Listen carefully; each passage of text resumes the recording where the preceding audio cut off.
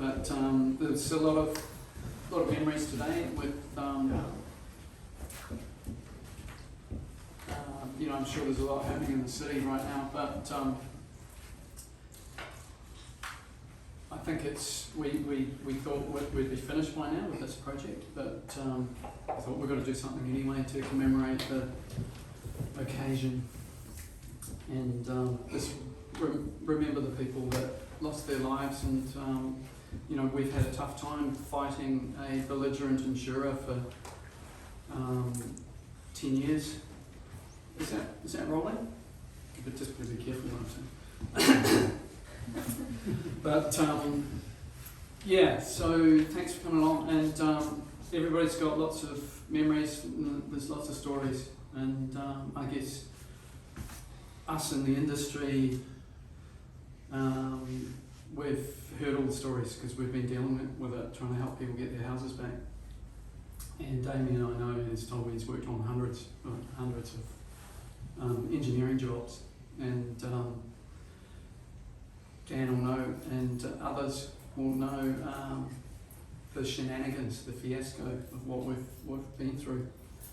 And it's not right, but you either laugh or you cry, so we've just got to look forward to the next 10 years and put that behind us. But let me know when it's 12:51. So this was our office in Show Home, and this started out as the office, and then it became the pool room. So this was where our pool table was, so we had to get our priorities right eventually. And then the office was that room back over there, which was originally a meeting room with a table, but then we found we didn't use that. We just had meetings at the dining table down there, downstairs. So ordinarily I probably would have been sitting at my desk, and I was just talking to people before, but it's lucky it was lunchtime. I was having lunch, and a big 2-metre long piece of aluminium, big blade light fitting, ended up on top of my laptop computer and smashed that. And if I wasn't having lunch, I might not be here today. But it's very poignant to be up here, just see the view of the city. Neville's flag there next door at half mast, Rise Up Canterbury. That iconic photo that we've all seen of the dust rising over the city, that was what we saw from here. And we knew that wasn't good. But I probably prefer to talk about just all of the good things that we've done with this house, rather than the terrible stuff that's happened with the insurance thing. I think we all know about that, and sadly on Friday there was a guy in the news who works at the council who, he's probably obviously no schmuck. I think he's a building consent officer, and he's been waiting for 10 years for his insurance, and he's dying of cancer. It's just not okay. And those people, they're all personally responsible, but they all hide behind the corporate company. 2 minutes to go, counting down. Yes, 2 minutes. Yeah. So, I think, so should we do a moment's silence? And you'll probably be thinking that's a relief, you don't have to listen to me talking more. And then maybe Damien might say a few words after that, because Damien's going to talk about what we're doing with the super home movement and some of the positive stuff, and his perspective on things from an engineering point of view too, a little bit. But that's probably been the silver lining in the cloud. Maybe I wish we'd done it a little bit earlier, but back when the earthquake happened, EQC and the insurers were not letting people put insulation in their walls, and they called it betterment, and betterment was a dirty word. You weren't allowed to do better. You had to put things back the way they were, even if it included putting linings on without putting insulation. Completely bonkers. Absolutely absurd. But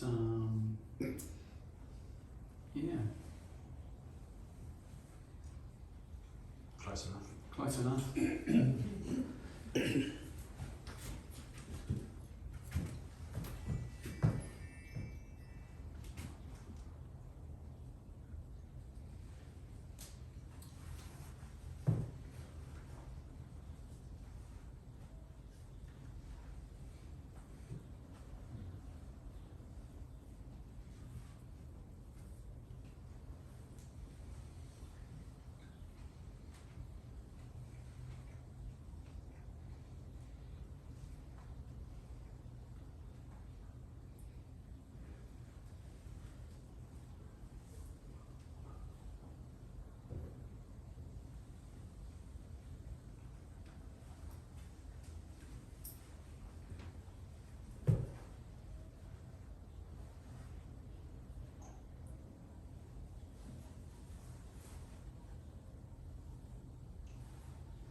Yeah, I think the important thing that I always remind myself is there's always people that are worse off, no matter what you're going through. You know, there's people that have lost their lives, and there's tons of people that were injured. But you know, we had the natural disaster, and then we had the man-made disaster after that, which was what people did to us, the government and the insurers, trying to screw people over. And you know, the mental toll that has taken on people has been huge. So Damien, if you want to say a few words, probably a bit more cheery than what my words are. How about you tell us about what you've done to this place? Yeah. How you've changed it from where you built it in 2007 to Yeah, so now, what you've done differently. we were doing the best we could at the time. So that was about 3.5 years before the earthquake. We designed and built this house. Well, we finished this house, and we did a lot of innovative things. So we wanted to put more thermal mass into the house, which has worked well. And we've found out that mass is really good if it's got lots of steel in it, and reinforced concrete. But mass isn't so good when it's a big stone wall that is hanging on the outside of some timber frame, which is what we had here. 2 stories of 600 by 300 blocks of Hanawara stone. So that got munted. So instead of putting that back, we've built the wall out with more insulation, and it's not there yet, but almost. We're putting some nice tiles back that look like natural stone. So that'll look beautiful. And it also means that we've got a more lightweight structure in terms of being more resilient. But also we've built it so that we've got R6 insulation, which is about 3 times what we had before. So that's going to be really good. And the windows were already low E glass, and that was not too bad. You know, it's pretty new at the time. But we've upgraded. We can't replace all the windows, but we've upgraded some of the windows. The big ones and all of the windows downstairs to be triple glazed, warm core windows, so they're really thermally efficient. They're about 1.5, so that's your normal double glazed aluminium windows are 0.26, so that's a huge difference. So, and that's going to be awesome. We had thermal breaks around the outside of the foundation, and I thought that was what we were doing at the time. I thought that was good. So I jokingly say the foundations were thermally broken, and afterwards they were properly broken, but the foundations actually weren't too bad. It was like other stuff that happened. But even we did some thermal modelling to look at that, and even with a thermal break between the floor and the foundation, that's not quite enough. So we are now putting insulation on the outside as well. So we don't have an issue with the thermal bridge, but also an issue with condensation. So we put a warm roof on, thank you Jeff. That's already feel the difference that makes. So there's 80 mil of foam and another membrane over the top. The existing membrane was fine, but we just went straight over the top with an insulated warm roof. We're doing some things like we're putting a bit of water tank, and we've got a filter to filter the water, so we'll have nitrate-free water that is rainwater, and yeah, so we're trying to be as self-sufficient as we can. What else have we done? We've done everything we can to make the house better, but within our budget. So some things we couldn't stretch to, but we didn't get paid enough money by the insurance company to fix the house, let alone the upgrades. So even after all that waiting. Yeah, so but we're now very mindful of the materials that we use too, just so that we're using natural materials where we're either minimising the waste or recycling the waste. So that's had a bit of an impact. we put a whole house ventilation system in. Thank you, Sam. So luckily, the crazy person who designed this place had this vertical services duct that went through 3 levels. So my sort of past life doing commercial design probably led to that. So we can take air to any floor through that, and then we built some bulkheads where we needed them, and we managed to get whole house ventilation into every space in this house, which we've learned since doing this house is pretty essential. We tried to make the house as airtight as possible too, so that it's more thermally efficient, and that ventilation system is going to work better as well. So they're probably the main things. I've probably forgotten heaps of things, but it doesn't matter. Just thanks for everybody who's helped with this project, because it's really appreciated. Because we've been really up against it. You know, I think it's cost us over $500,000 just in holding costs, paying the mortgage for this empty house for 10 years. It's cost us $250,000 in lawyers' fees for lawyers that frankly turned out to be really disappointing and didn't do a very good job at all. And none of that is compensated for. So we're probably a couple of months away from moving in here, and really excited. My kids are really excited. They're going to love it. So onwards and upwards.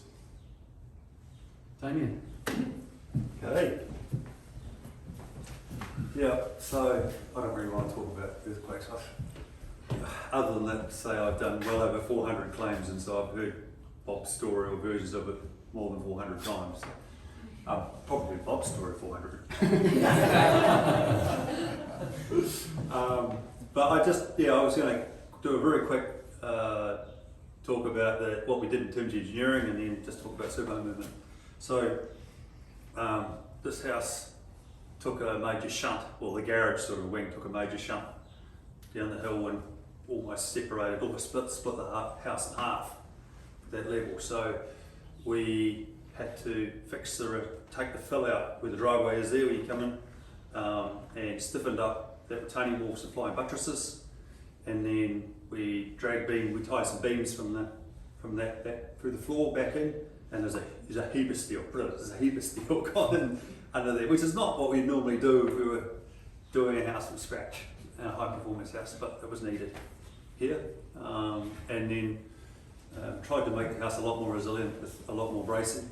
There's all these crazy shapes and stuff in these big open spaces, which designers have a habit of doing, which engineers don't typically like.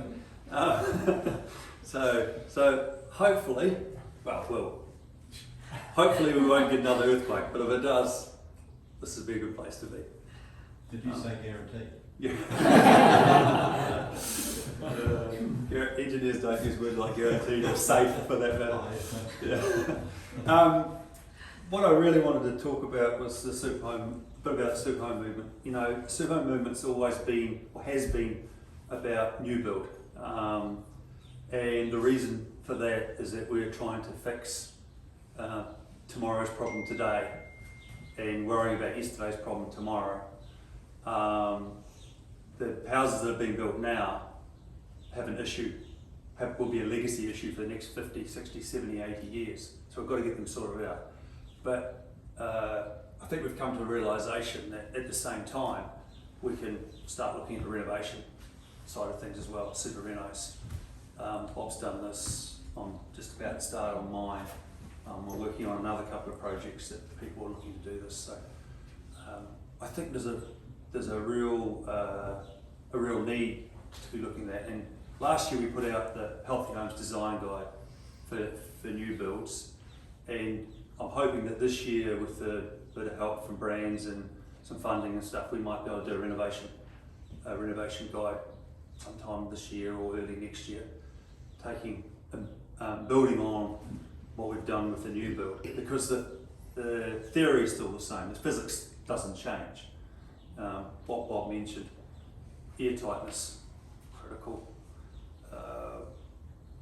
high spec windows installed in the right place, because that's your hole in your wall. You have as much insulation in your wall as you like, to sort your windows out. Ventilation system. As soon as you go airtight, you need a ventilation system. Ventilation systems are not very well understood in New Zealand, but they're incredibly efficient. So very good idea. And then obviously from the engineering point of view, there's not much point having an airtight, warm house if it's off halfway down the hill. So we need it on resilient foundations. So yeah, so that's the focus. This year the focus is to get the design guide out there to as many people, the Healthy Homes design guide out there as many people we can, and hopefully that will also transition into next year where we're looking at renovations, because we're 700,000 to 1 million existing homes in New Zealand, which are not healthy homes, none of them are healthy homes. So there's a lot of work for us to do, and trying to improve things is really hard work. So we need plenty of people on board to help us along and just gee us up and tell us to keep going, really. Pick us up when we're feeling like it's getting too hard. Something, shout out to Bob. I don't know how he does it. He's doing this. He's running a practice. He's the backbone of the super home movement. I don't know how he gets time to do anything else. It's amazing. It's amazing how he does what he does. So I think we should just have a bit of a round of applause to Bob for all his help. Keep going, Bob. Thank you, Damien, and thank you for everything you've done with the super home movement and the Healthy Home Design Guide, because without Damien, probably we definitely wouldn't have achieved the Healthy Home Design Guide, because he drove that project, something that I've been meaning to do for a long time and not got around to. And I think it's really true. We just absolutely need people to get behind it, and the super home movement. It's really about sharing ideas, but it's also about having a louder voice together as a group, and that's really important. So I think there's probably a lot of people that look at what we've done with the super home movement and think, yeah, they're doing great, we'll just stay on the sidelines. But people really need to get involved, because you benefit most by participating and getting involved. And it's like that with anything in life, but particularly the super home movement. The people that do stuff are the people that get the benefit from it. And Dan, was one of the first builders. Jen and Martin here too are also super home executive members.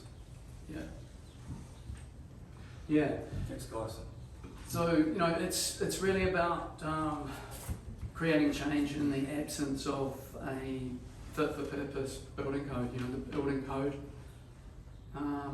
it's supposed to be a level of protection, and people obviously thought before the earthquakes that the building code was a level to aspire to in terms of structural requirements, but that's proven to be a fallacy. 80% of the city or more has been demolished and is being rebuilt. So the same goes for healthy indoor environment and the air quality of our homes and the thermal performance of our homes. Building code is not a healthy target. And after all of the noise that we've created with the super home movement, there's still people that think that building code is a quality mark, which is, we think is absurd, but people think that that is where it's at. Well, even brands now have come out and said it's not, so, Yeah. So it's happening. It's just, it's very, very slow. It's glacial. Progress is glacial. Yeah. So what we've started with super homes is doing things from the ground up, and Martin Riley, standing outside there, is a key person who started this with me, and we just decided that we weren't going to wait for the government to change the regulations. We're just going to effectively do community-based standard setting and just tell people what the standards should be. And you know, there's two sides to that. It's just doing what we think is right and getting people doing better for themselves. But it's also the companies that have been involved have benefited hugely from creating a point of difference and being the people that are leaders in this industry. And so, you know, it's worked out really well for those people. I wish this house was finished and I could give you a grand tour, but I can't. So, yeah, just if you hadn't already had a look around downstairs, if you need to use the bathroom downstairs, the bathroom's right at the south end, so turn left at the stairs and go all the way down again. There's no lock on the door, so Whistle. if the doors, leave the door open when you finish, then people know you're not in there. But yeah, and if there's an earthquake, don't worry about it. This is as safe as any place because Damien's engineered it. Yeah. All good. Okay. Thanks for coming, everyone. Martin, do you want to say anything? Dan, do you want to say anything? I would just say thank you, Bob, for everything you've done. And it's good to see this. Thank you, man. It's good to see this place getting back together. Yeah. It's just ridiculous how long it took. We'll have a proper party when it's finished and a bigger party. But and there'll be a pool table here. But yeah, it is ridiculous. You know, this house, you just about sort of, not quite, but you almost look at anything in this house and I'll tell you a story about it, how they were damaging it more than repairing it, and what we needed to do to fix it. But yeah, completely bonkers. I can remember funny story, one of my kids' parents told me that they had the same project manager as the first guy who was basically a bombastic bastard who was just a real bully, and he was doing their house as well. And she said she was often in tears, and she said she wished she had a voodoo doll of that guy. No That names. was classic. You wouldn't have any